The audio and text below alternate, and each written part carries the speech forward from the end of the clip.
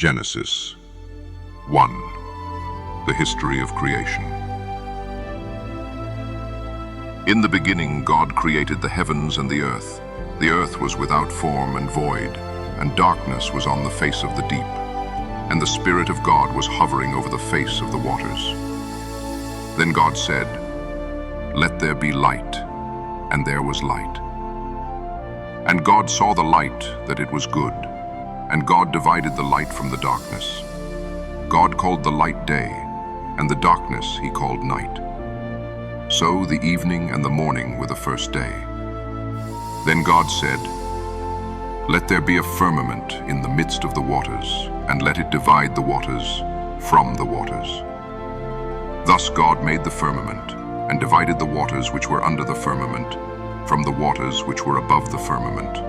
And it was so. And God called the firmament heaven. So the evening and the morning were the second day. Then God said, "Let the waters under the heavens be gathered together into one place, and let the dry land appear." And it was so. And God called the dry land earth, and the gathering together of the waters he called seas. And God saw that it was good. Then God said, "Let the earth bring forth grass, the herb that yields seed, and the fruit tree that yields fruit according to its kind, whose seed is in itself, on the earth." And it was so. And the earth brought forth grass, the herb that yields seed according to its kind, and the tree that yields fruit, whose seed is in itself according to its kind. And God saw that it was good. So the evening and the morning were the third day. Then God said, "Let there be lights in the firmament of the heavens to divide the day from the night, and let them be for signs and seasons, and for days and years. And let them be for lights in the firmament of the heavens to give light on the earth." And it was so. Then God made two great lights, the greater light to rule the day, and the lesser light to rule the night. He made the stars also. God set them in the firmament of the heavens to give light on the earth, and to rule over the day and over the night, and to divide the light from the darkness. And God saw that it was good. So the evening and the morning were the fourth day. Then God said, "Let the waters abound with an abundance of living creatures, and let birds fly above the earth, across the face of the firmament of the heavens." So God created great sea creatures and every living thing that moves, with which the waters abounded, according to their kind, and every winged bird according to its kind. And God saw that it was good. And God blessed them, saying, "Be fruitful and multiply, and fill the waters in the seas, and let birds multiply on the earth." So the evening and the morning were the fifth day. Then God said, "Let the earth bring forth the living creature." And God made the beast of the earth according to its kind, cattle according to its kind, and everything that creeps on the earth according to its kind. And God saw that it was good. Then God said, "Let us make man in our image, according to our likeness.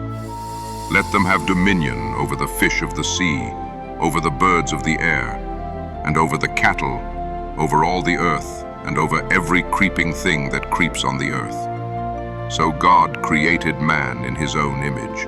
In the image of God he created him, male and female he created them.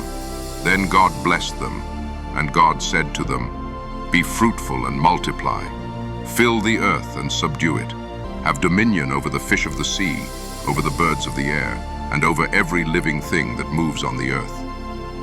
And God said, "See, I have given you every herb that yields seed which is on the face of all the earth, and every tree whose fruit yields seed, to you it shall be for food. Also to every beast of the earth, to every bird of the air, and to everything that creeps on the earth, in which there is life, I have given every green herb for food." And it was so.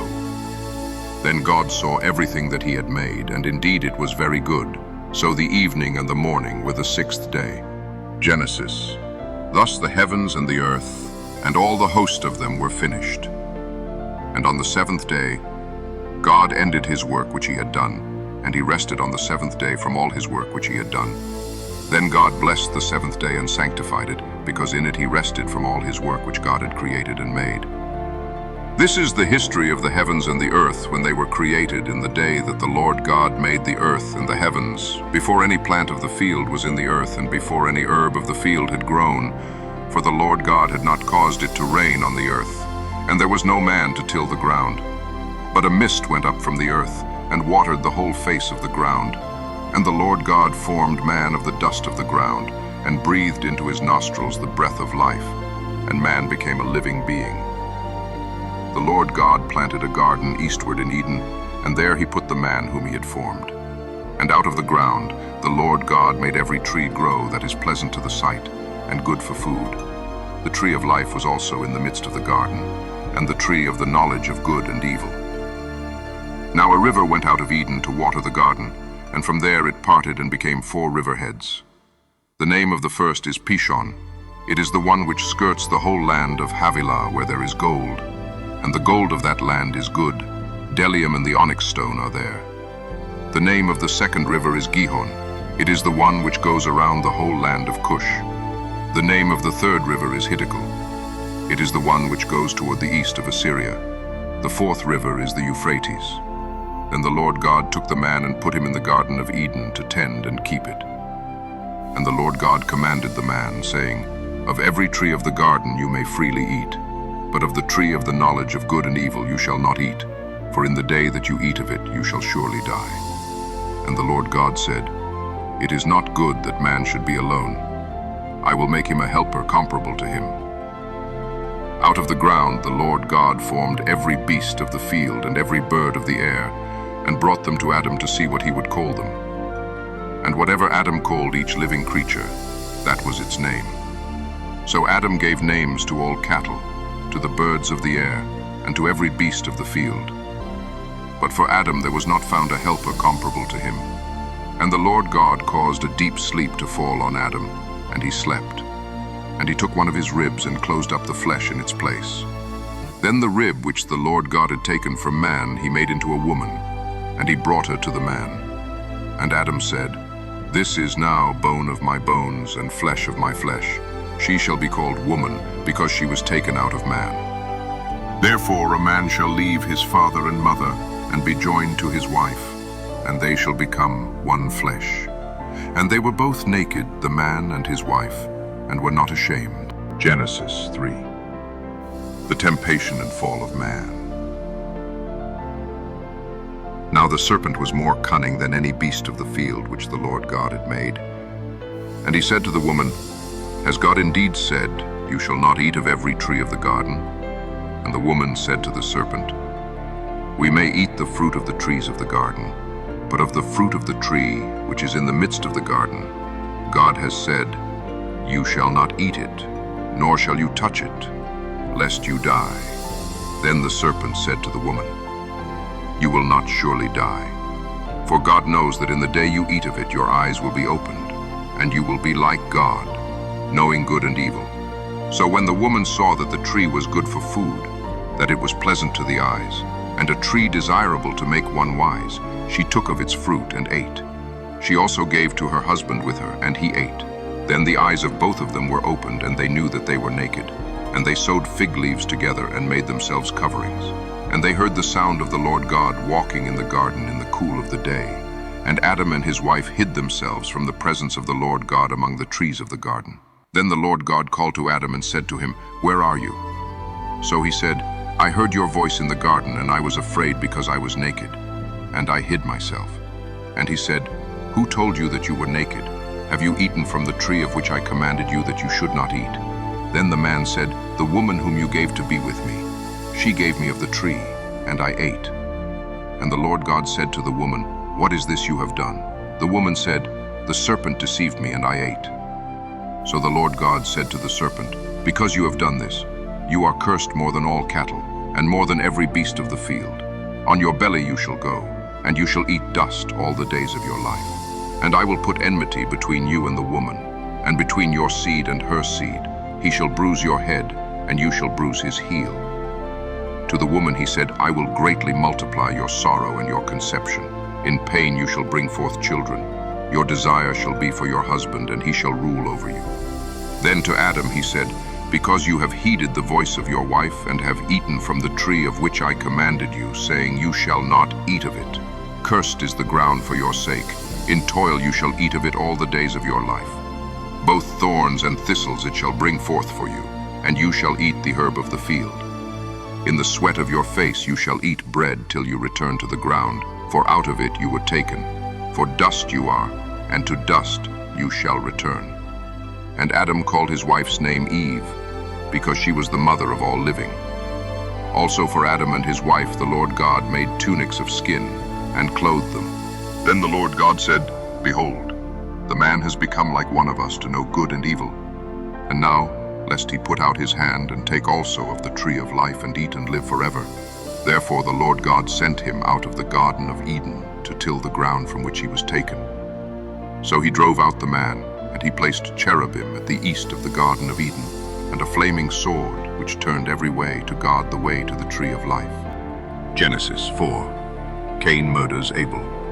Now Adam knew Eve his wife, and she conceived and bore Cain, and said, I have acquired a man from the Lord. Then she bore again, this time his brother Abel. Now Abel was a keeper of sheep, but Cain was a tiller of the ground. And in the process of time it came to pass that Cain brought an offering of the fruit of the ground to the Lord. Abel also brought of the firstborn of his flock and of their fat. And the Lord respected Abel and his offering, but he did not respect Cain and his offering. And Cain was very angry, and his countenance fell. So the Lord said to Cain, why are you angry, and why has your countenance fallen? If you do well, will you not be accepted? And if you do not do well, sin lies at the door, and its desire is for you, but you should rule over it. Now Cain talked with Abel his brother, and it came to pass, when they were in the field, that Cain rose up against Abel his brother, and killed him. Then the Lord said to Cain, where is Abel your brother? He said, I do not know. Am I my brother's keeper? And he said, what have you done? The voice of your brother's blood cries out to me from the ground. So now you are cursed from the earth, which has opened its mouth to receive your brother's blood from your hand. When you till the ground, it shall no longer yield its strength to you. A fugitive and a vagabond you shall be on the earth. And Cain said to the Lord, my punishment is greater than I can bear. Surely you have driven me out this day from the face of the ground. I shall be hidden from your face. I shall be a fugitive and a vagabond on the earth. And it will happen that anyone who finds me will kill me. And the Lord said to him, therefore, whoever kills Cain, vengeance shall be taken on him sevenfold. And the Lord set a mark on Cain, lest anyone finding him should kill him, the family of Cain. Then Cain went out from the presence of the Lord and dwelt in the land of Nod on the east of Eden. And Cain knew his wife, and she conceived and bore Enoch. And he built a city, and called the name of the city after the name of his son, Enoch.